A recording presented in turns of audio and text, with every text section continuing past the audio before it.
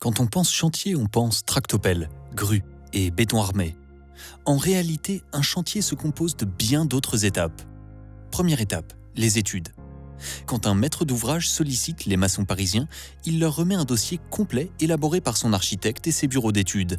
Ce dossier fait état de descriptions techniques, de prescriptions particulières à l'opération et de plans cotés, conformes au permis de construire.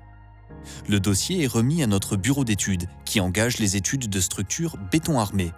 Nos ingénieurs calculent alors l'ensemble des surfaces et définissent le coût unitaire des matériaux nécessaires à la construction du bâtiment.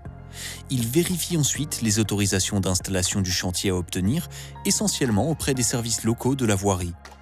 Un premier choix constructif est finalement ébauché, induisant en conséquence le choix du matériel, notamment des engins de levage à déployer.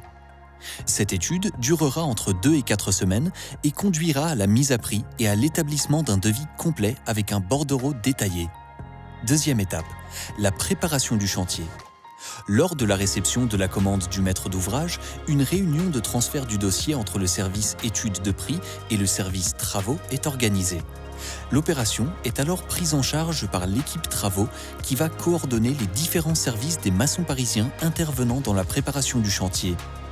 Les autorisations d'installation du chantier sont sollicitées et l'équipe de chantier soigneusement composée en fonction de nombreux critères, dont les particularités techniques du chantier. Les études de structure et les calculs des éléments portants sont engagés. Ils aboutissent à la réalisation de plans de coffrage et d'armature. L'organisation du chantier, le mode constructif des ouvrages à réaliser, le type de matériel à utiliser et la mise au point du planning sont effectués par notre service méthode qui soumet ses propositions à l'ingénieur travaux. Les fournisseurs de matériaux et les sous-traitants sont alors consultés. Cette étape de préparation dure de 4 à 8 semaines. Elle est particulièrement importante, c'est elle qui conditionne le succès des prochaines étapes. Troisième étape, l'installation. L'installation sur le site de l'opération peut maintenant commencer. Tout d'abord, les clôtures de chantier puis les aires de livraison et de stockage sont établies. On aménage ensuite la base vie. Elle est constituée de nombreux bungalows de chantier reliés entre eux, chauffés et climatisés, qui vont devenir pendant toute la durée de l'opération le lieu de vie du personnel sur place. Ces bungalows sont équipés de bureaux, vestiaires, sanitaires, réfectoires et salles de réunion. Pour cette étape, il faut compter 2 à 3 semaines.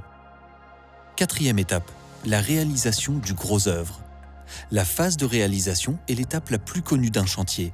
Elle dure plusieurs mois et s'ouvre sur les travaux de terrassement qui vont permettre la réalisation des fondations et des sous-sols. Les grues à tours sont ensuite installées. Les travaux d'infrastructure, c'est-à-dire les sous-sols, et de superstructure qui correspondent à la partie visible du bâtiment commencent. La réalisation est la phase de production proprement dite du chantier. Les corps d'état techniques, comme la plomberie et l'électricité, suivent l'avancement du gros œuvre. Ils travaillent à mesure que la structure s'élève. La concomitance de ces phases permet de gagner un temps précieux dans la construction des édifices, qui dure plusieurs mois et qui suppose une organisation très précise. Cinquième étape, la réalisation du second œuvre.